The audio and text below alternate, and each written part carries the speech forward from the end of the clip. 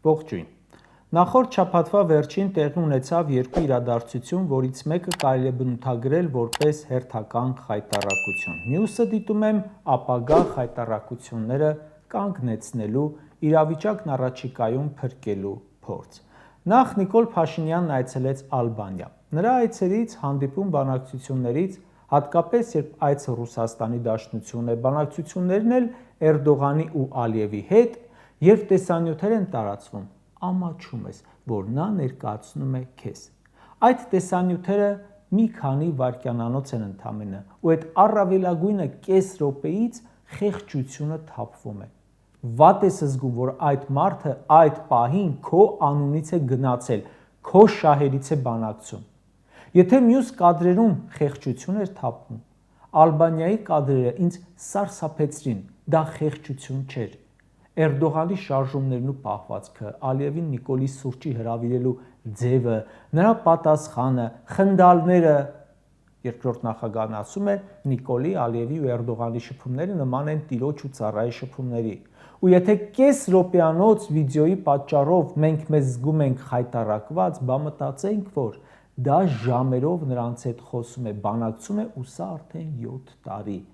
Հետո հարցնում ենք, ինչի մեր սահմանները փոքրանում են, ինչու ենք հանձնում հողեր, պատերազմ պարտվում, զոհեր ունենում։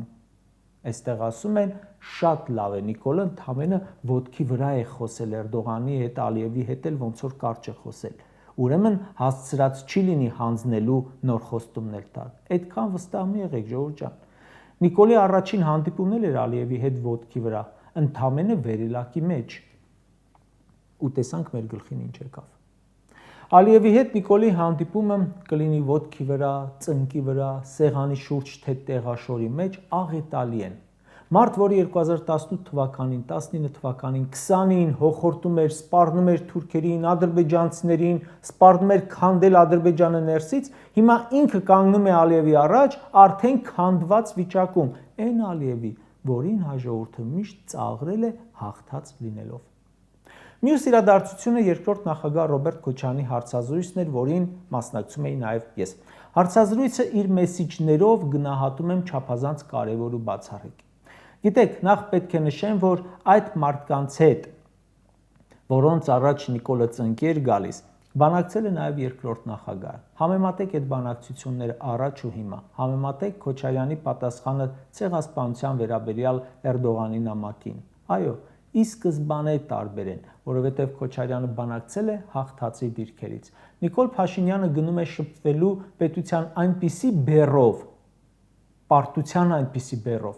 որի տակից սերնդե-սերունդ չեն կարող դուրս գալ ոչ ինքը, ոչ ԿՊԱ-կան պաշտոնյաները, ներկա ու նախկին։ Նա այդ մեծ բեռը, մեղադրանքը շալակել ու գնացել է նույն մարդկանց հետ բանակցելու, այդ պարտության բեռով։ Երկրորդ նախագահը նշում է, որ Նիկոլի համար կարևոր է մենակ ինք իրեն փրկի։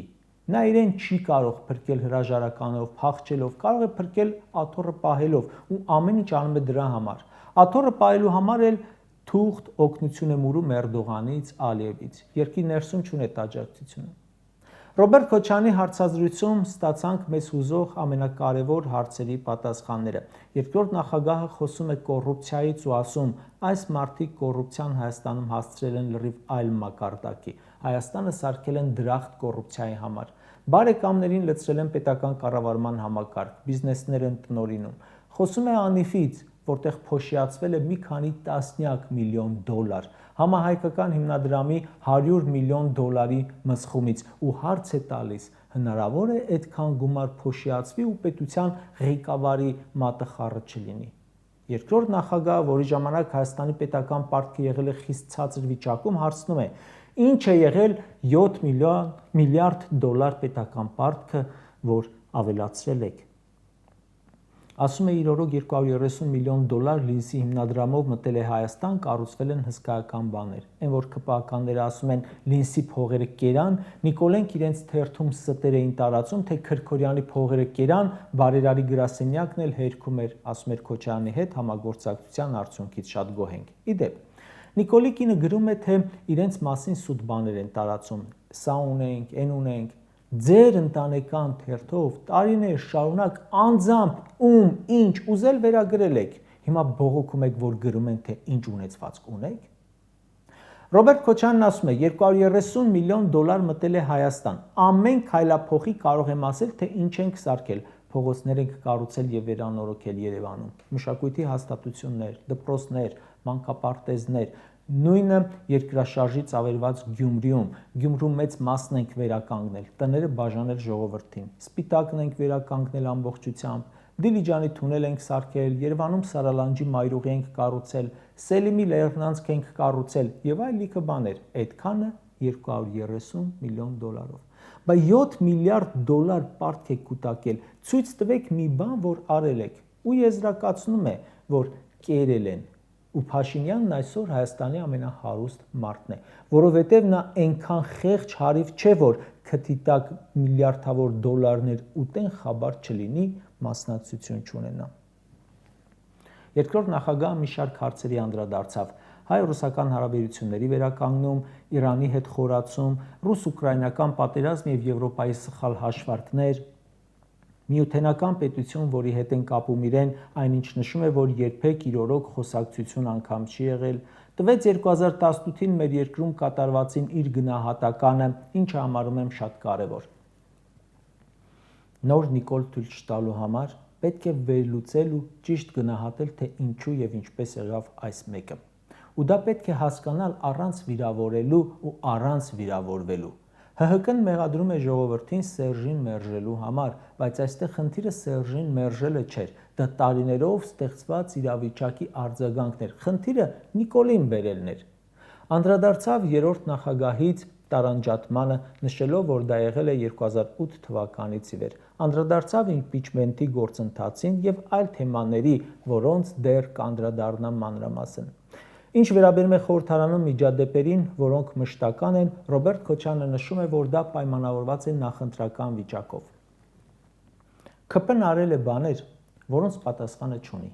Երկիր են հանձնել, 5000-ի գլուխն են կերել, 7 միլիարդ պարտք են կուտակել, կոռուպցիայի մեջ թաղված են, անիվով գումարներ են փոշիացվել, հարստանում են շատ արագորեն եւ այլն եւ ոչ մի բանի պատասխանը չունեն, ու տրամաբանական է, որ նյարդայնանում են։ Իրենք գիտեն ինչ են արել, իրենք գիտեն իրենց արածի ծանրությունը ու իրենք գիտեն հանրության արձագանքը ու սկսել են մեղադրել հենց հանրությանը իրենց սխալների մեջ։ Մենք տեսել ենք, որ Նիկոլ Փաշինյանը իր սխալները միշտ գցել է տարբեր կողմերի վրա, մեղավոր են նախկինները, մեղավոր են ռուսները, մեղավոր է թիմը, որ սխալ է զեկուցում ու հետո հասավ ժողովրդին։ Ծույլ է ժողովուրդը, չի աշխատում, կրթություն չունի եւ այլն։ Երկրորդ նախագահը շեշտում է. ժողովրդից գործ չունես։ Ես ժողովրդի հետ աշխատել եմ 10 տարի ու մեր երկրի բրենդը եղել է մեր ժողովրդի խելացիությունը, կազմակերպվածությունը, աշխատասիրությունը եւ այլ հատկանիշներ։ Պետք էր ընդամենը ժողովրդին ճիշտ կազմակերպող։ Եթե նույն ժողովուրդը մի ղեկավարի օրոք պատերազմ է հաղթում, երկիր է զարգացնում, ենթակառուցվածքներ է սարքում, աղետի գոտի վերականգնում, ներգաղթ ապահովում ու լցվում այս ամենը անելուն, երկիր շենացնելուն, իսկ մեկ այլ ղեկավարի օրոք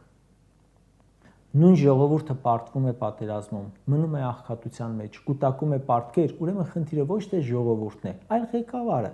որը այս պարագայում ըստ երկրորդ նախագահի ունի գործարանային դեֆեկտ։ Եվ ուրեմն ժողովրդին մի մեղադրեք ու մի իջեցրեք ժողովրդի գնահատականը։ Լավ, ո՞րն է այս ամենի ելքը։ Երկրորդ նախագահի ասուլիսից ամենակարևորներից եմ համարում մեր երկրի ապագա գործընթացների վերաբերյալ դիրքորոշումը, որ Հայաստանը ճգնաժամային վիճակում է, մեր երկրում կառավարման ճգնաժամ է, երկրորդ կարծիք չկա։ Նախագահն ասում է. Երբ Արցախի ղեկավարությունը ստանձնել եմ, երկրի 50%-ից ավելին կորսված էր, կազմակերպված աշխատանքով, հստակ որոշումներով, դրանք կյանքի կոչելով հաղթեցինք։ Երբ եկա Հայաստանում վարչապետ, քանդված տնտեսություն էր, կուտակված աշխատավարձի ու թոշակի պարտքեր, արագ փակեցի երկար ամիսների պարտքերը եւ երկիրը զարգացման հուն տարա։ Երկրորդ նախագահը նշում է, որ իր կյանքի փորձով ապացուցել է ճգնաժամային իրավիճակներում լավ մենեջեր է, հստակ քայլերով, կարգապահությամբ, պատասխանատվության գիտակցումով արել է ու հիմա պատրաստ է երրորդ անգամ փորձելու ու շեշտում է ինքնաբավ մարդ եմ, քանդված երկիրը կրկին վերականգնելը բեռ է լինելու, բայց պատրաստ է մտնել այդ բեռի տակ, որովհետև հիմա ել ավելի փորձառու է ճգնաժամերի հաղթահարման տեսանկյունից։ Հեռու չգնամ, 2018 թվականից ողջ պետական ապարատը Ռոբերտ Քոչարյանի դեմ պայքարում է եւ նա այդ իր համար ճգնաժամային իրավիճակում կարողանում է հաղթել։ Կարճ ասած, հատկապես ապագայի համար Ռոբերտ Քոչարյանի ծրագրերը համարում եմ խիստ կարևոր եւ հարցազրույցում առանցքայինը։ Նիկոլենք մեկ է, գնալու են, բայց Փաշինյանի ու իր մահաբեր խմբակի պետք է հաջորդի ոչ թե հերթական վարչապետ, այլ մարդ, որն ունակ է երկիրը դուրս բերելու այս քանդումից, այս քաոսից։ Անկախությունից հետո երկրորդ անգամ է քանդվել Հայաստանը եւ պետք է վերականգնել։ Այստեղ ոչ թե պետք է նայել, որ գործ չունենք սիրում, որին չենք սիրում, այլ ով կարող է, ով չի կարող։ Իսկ թե Ռոբերտ Քոչարյանի հարցազրույցը ում վրա ինչպես է ազդել ու ովքեր որ շրջանակները ուշքի չեն գալիս, այդ մասին երևի խոսենք հաջորդիվ, եթե հարկ համարենք։